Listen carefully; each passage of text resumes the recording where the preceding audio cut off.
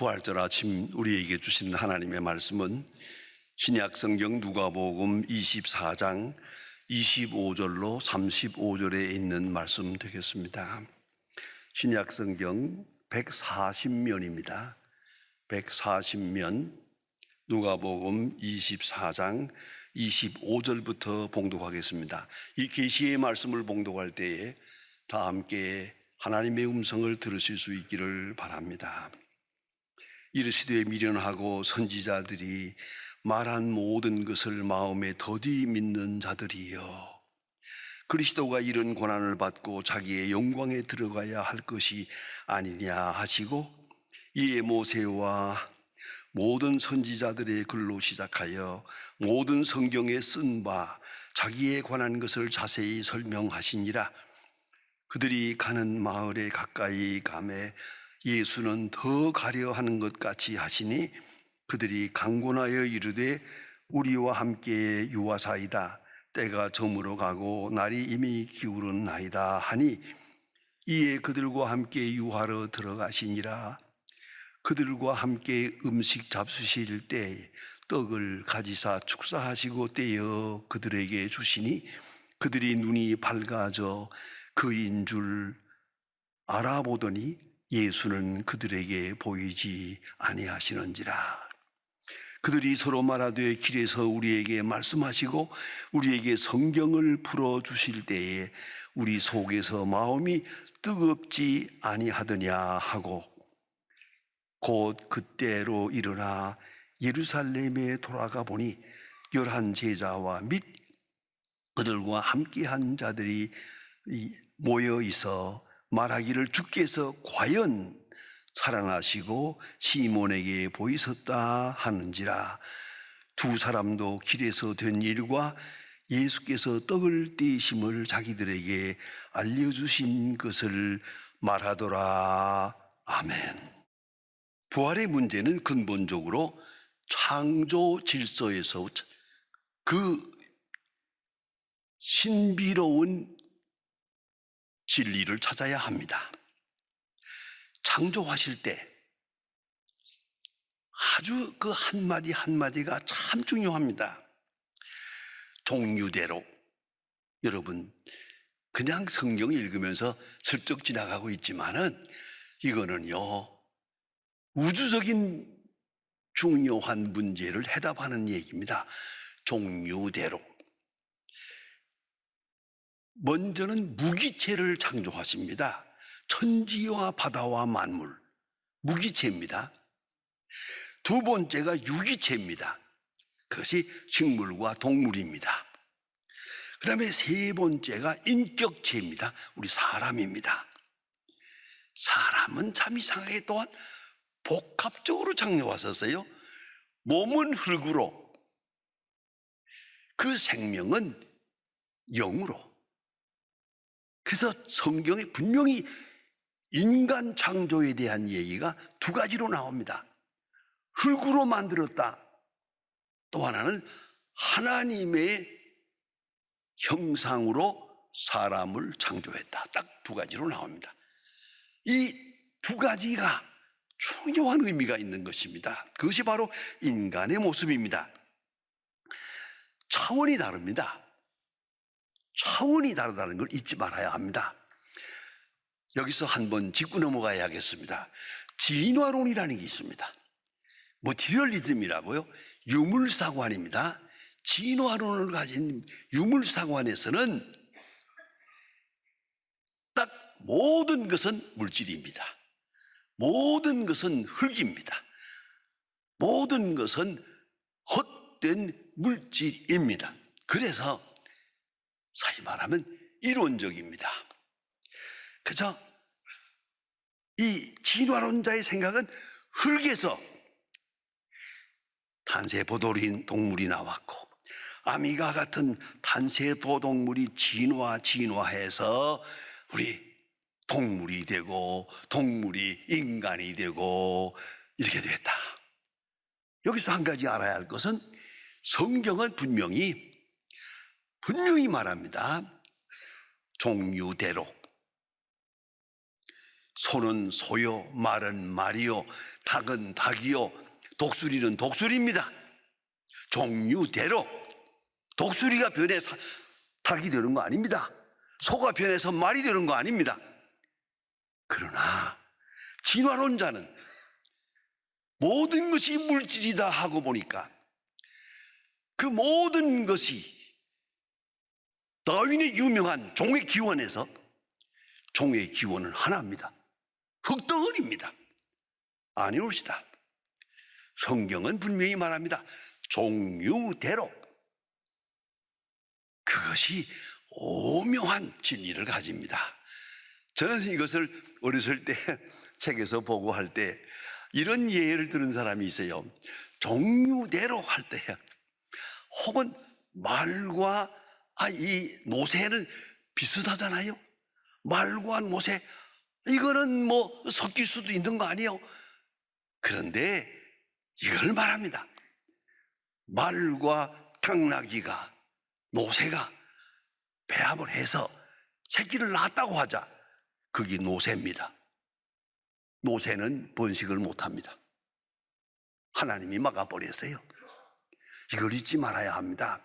그러니까 종류대로 창조하셨고 종류대로 보존되고 있다는 것을 잊지 말아야 합니다. 그런데 이 진화론의 입장에서 볼 때는 모든 것이 종의 기원이 하나입니다. 그러고 보니까 사람도 동물입니다. 사람도 흙덩어리입니다. 그래서 이거 참 중요한 겁니다. 요새 흔히 와서 이렇게 도덕적인 문제가 생겨가지고 요새 선거까지 다시 하게 됐습니다만은 자우간 이런 복잡한 문제가 왜 생기느냐? 인간을 보는 눈이 다릅니다. 진화론자의 눈으로 볼 때는 여자는 암컷입니다. 아무 의미가 없는 겁니다. 동물이니까. 이러기 때문에 이런 실수가 오는 거예요. 그 진화론적 철학 속에서 인격을 소중히 여기는 도덕성이 없기 때문에 이 같은 일들이 생기는 것이에요. 이걸 잊지 말아야 합니다. 인간은 동물 같은데 동물은 아닙니다. 사람은 어디까지나 하나님의 형상으로 지어진 인간이라는 그 창조론적 원리를 분명히 알아야 합니다. 그런데 말입니다. 이 생명사건은 물질사건과 차원이 다릅니다. 그런데 인간의 지식은 항상 이성과 경험에 근거해서 이루어집니다. 그런 거로 보아야 알고 경험해야 알고 경험하기 전에는 인정을 안 하려고 하고 그것이 인간의 어리석음입니다. 그렇게 할 수 있는 게 아니거든요. 경험할 수 있는 것이 있고 경험할 수 없는 것이 있잖아요. 그렇잖아요. 볼 수 있는 것이 있고 볼 수 없는 것이 있어요. 제가 몇 번 말씀드렸습니다마는 북한에 갔을 때에 그들과 한번 만찬을 하고 있을 때 그 고관들하고 막 하는데 이상한 질문이 나왔어요. 김일성 대학 교수가 나에게 물어봅니다. 목사 동무, 예. 목사 동무는 하나님을 믿는다면서요? 믿죠? 하나님 보았어요? 못 봤지요? 못 본 걸 믿어요? 그 다음 말입니다. 우리 공산주의자는 철저하게 못 본 건 믿지 않습니다. 우리는 꼭 경험한 것만 믿고 과학적으로 이렇게 설명하더라고요. 그 날 망신 주려고 하는 거예요. 그래서 저도 하나 물어봅시다. 물으세요. 사람은 볼 수 있는 것이 있고 볼 수 없는 것이 있는데 볼 수 있는 것은 있다고 합시다. 볼 수 없는 것은 없는 겁니까? 내가 못 본 것은 없는 겁니까? 대답을 못해요. 하나 물어봅시다. 당신 할아버지 보았어요? 못 봤어요? 못 봤죠. 있어요? 없어요? 있지요. 그런 거예요. 보는 것만 있는 게 아니에요. 사실은 보는 것은 작은 것이고 보지 못하는 것이 무궁무진하게 큰 거고 더 확실한 것이에요. 이렇게 설명을 했더니 그 김일성 대학 교수가 얼굴이 뻘게 가지고 대답을 못하고 서 있으니까 아주 혼났을 겁니다. 아마 여러분 잊지 말아야 합니다. 경험할 수 있는 것이 있고 경험할 수 없는 것이 있어요. 볼 수 있는 것이 있고 볼 수 없는 것도 있어요. 그러면 볼 수 없는 것은 어떡합니까? 이건 믿음으로 아는 거예요. 그걸 부정해서는 안 되죠. 믿음으로 아는 거예요. 이걸 알아야 합니다. 역사적 사건, 그건 믿음으로 아는 거예요. 그런데 더욱 중요한 것은 우리 경험이라는 게 그렇습니다. 우리가 보고 듣고 만지고 경험하지 않습니까? 이 경험은 단회적인 것이 있고 반복적인 것이 있어요. 딱 한 번만 경험할 수 있는 게 있고 다시는 지나가니까 경험할 수가 없잖아요. 그런 게 있거든요. 그러나 사실은 엄격히 말하면 경험이란 전부가 단회적입니다. 왜냐? 한번 옛날을 생각해 볼까요? 여러분이 생전 처음 애인을 만나가지고 연애할 때, 생전 첫 번 만났을 때, 천사 같고 화끈하고 아주 아름답게 보았을 겁니다. 그 다음날 또 만나서요. 어제하고 오늘하고 다르잖아요. 같은 사람을 만나고 있지만은 경험이 다르거든요. 이건 두 번째 경험이요. 첫 번째 경험하고 두 번째 경험하고는 같은 게 아니거든요. 그런 거로 모든 경험은 단회적이다. 이걸 인정해야 합니다. 그런데 성경을 자세히 보면은 하나님께서 인간을 창조하실 때, 맨 먼저 어떤 생명 사건이 있느냐 하면 식물이란 생명 사건이 있어요. 이거 아주 신비롭습니다. 식물이라고 하는 생명도 말입니다. 적은 씨앗, 아주 작은 씨앗이 떨어져서 이게 싹이 나고 큰 나무가 되고 열매가 맺는 걸 보세요. 얼마나 신기해요. 그렇지 않습니까? 그래서 브라질에 가면요, 그 나무가 30m나 되는 나무들이 있고요. 아마존에 그 30m나 되는 나무 위에, 그 위에서 나무가 자라요. 그건 뭐냐? 새들이 조그만 씨앗을 먹고 올라가서 거기서 변을 본 거예요.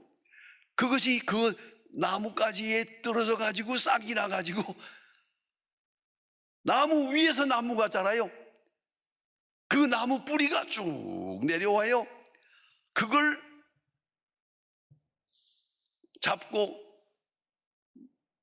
아주 그네를 뛰는 거예요. 제가 한번 해봤어요. 신기하더만요. 이렇게 해서 나무 뿌리가 땅에 닿으면 다시 또 뿌리를 내려가지고 그렇게 높은 나무가 된다고 그래요. 타잔이 하면서 가는 게 바로 그거예요. 그 밧줄 같은 거, 그게 나무 뿌리예요. 그 나무는 어떻게 된 거냐?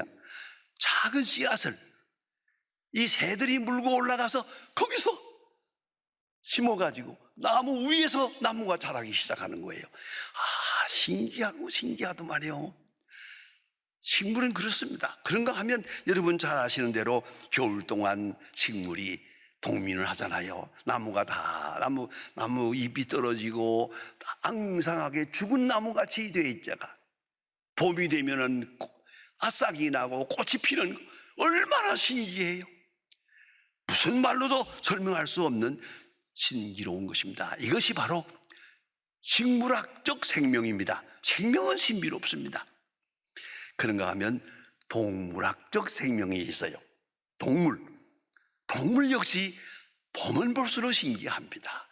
서로 만나서 이렇게 그 본능적으로 생식하는 모습을 보세요. 난 너무나 어렸을 때도 보았습니다만은 그 개가 새끼를 낳는 걸 봤거든요. 새끼 난 다음에 그 작은 새끼가 아직 눈도 뜨지 못했어요. 눈도 뜨지 못한 이런 조그만 건데 이게요, 어떻게 알고 꿈틀꿈틀 하면서 가서 그 엄마 개의 젖을 딱 물어요. 그 젖을 빨고 그 크는 것을 볼 때, 신기하다. 눈으로 보는 것도 아니고 만지는 것도 아닌데 요 냄새 맡고 엄마 젖을 빨아요. 여기서 생명의 역사가 이루어지는 걸 봅니다. 동물의 세계에 이루어지는 생명의 역사 신기합니다. 이거 생명사건입니다. 이건 이차원적입니다. 그런가 하면 인간이라고 하는 존재가 있습니다. 인간은 복합적입니다. 몸은 흙입니다. 동물적입니다. 그러면서 하나님의 형상으로 지어진 인간성이 있습니다. 하나님의 형상으로서의 인간, 동물로서 온 인간, 이 둘이 합쳤어요. 그래서 우리는 조금 잘못되면 동물이 되고 조금 잘 되면 하나님의 자녀가 될 수 있는 거예요. 그리고 영성으로 하나님의 형상된 그 속성으로 동물성을 다스릴 수 있어야 합니다. 다시 말하면 육체적 본능을 제어할 수 있어야 됩니다. 무슨 말입니까? 아무리 먹고 싶어도 이건 먹어서는 안 된다 그러면 안 먹어야죠.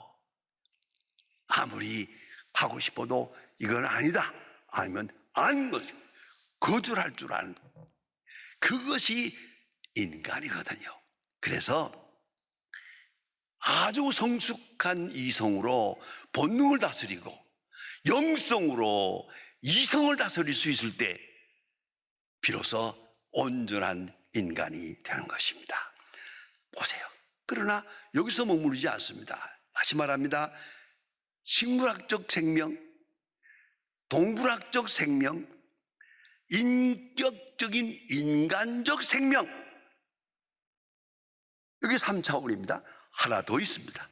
그것이 바로 부활하신 예수 그리스도, 그리스도적 생명, 그리스도페어라고 하는 생명이 있습니다. 예수님 십자가에 돌아가시고 그다음에 부활하십니다. 부활하신 그 영체, 이것은 그리스도적 생명의 단계입니다. 이거는 우리가 경험할 수 있는 게 아닙니다. 이제 장차 경험하게 될 것입니다. 그리스도적 생명, 그리스도에 연합한 사람들이 그리스도와 같이 변화될 것입니다. 이걸 생각해야 합니다. 그리스도적 단계의 생명. 그래서 예수님 보세요. 제자들이 믿지 않고 하니까 손을 내밀어 만져보라 그랬죠. 심지어는 음식을 가져와라.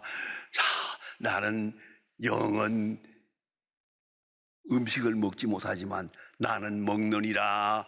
음식을 잡수시기도 하고 손을 만져보라 말씀하십니다. 이거는 차원 다릅니다. 그리스도적 차원의 생명 단계를 말하는 것입니다. 엠마오로 가는 제자들이 이제 예수님에 대해서 서로 말을 합니다. 21절에 보면 그런 말씀이 있는데, 우리는 그가 이스라엘을 다스릴 자라고 믿었노라. 그런데 십자가에 비참하게 돌아가시는 걸 보고 실망했다는 말을 합니다. 그러나 예수님께서 말씀하십니다. 믿는 자가 되라. 여러분, 예수님이 부활하신 사건은 역사적 사건입니다. 그러나 그것을 믿는 사람의 믿음에 있는 것은 믿음 사건입니다. 히스토리컬 이벤트, 페이스 이벤트, 믿음 사건이 중요합니다. 그 믿을 때만 그 사건이 내게 생명력이 되고 내 사건이 되는 것입니다. 이건 믿는 자에게만 이걸 잊지 말아야 합니다. 그래서 아무리 역사적 사건이 여기에 엄연하게 있지만은 이것을 믿는 자에게 주는 신앙 사건화할 때만 생명력이 있다는 것을 잊지 말아야 합니다. 그래서 오늘 성경에 보면 성경의 말씀을 더디 믿는 자여, 그 한마디가 마음에 깊이 감동을 줍니다. Slow believer, 더디 믿는 자여. 왜 이렇게 좀 빠르게 즉각적으로 믿지 못하고 더디 믿느냐, 왜 이렇게 믿기가 힘드냐. 이 엄연한 사건 앞에서도 예수님께서 이렇게 말씀하신 것을 볼 수 있습니다. 그런데 가장 중요한 것은 여기에 있습니다. 이렇게 사건은 엄연하지만은 부활하신 사건을 믿을 수 있는 신앙 사건으로 화하기 위해서는 두 단계가 필요합니다. 하나가 성경적 증거요, 또 하나가 성령의 역사입니다. 성경을 알아야 합니다. 성경을 통해서만 알 수 있습니다. 성경적 맥락에서 비브리컬 콘텍스트에 의해서 성경을 통해서만 성경을 믿어야 이걸 믿을 수 있게 되는 겁니다.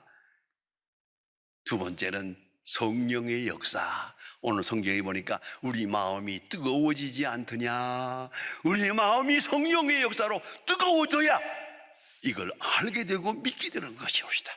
그렇지 말아야 합니다. 엘리자베스 큐블러 라스라고 하는 분은 아주 유명한 분입니다.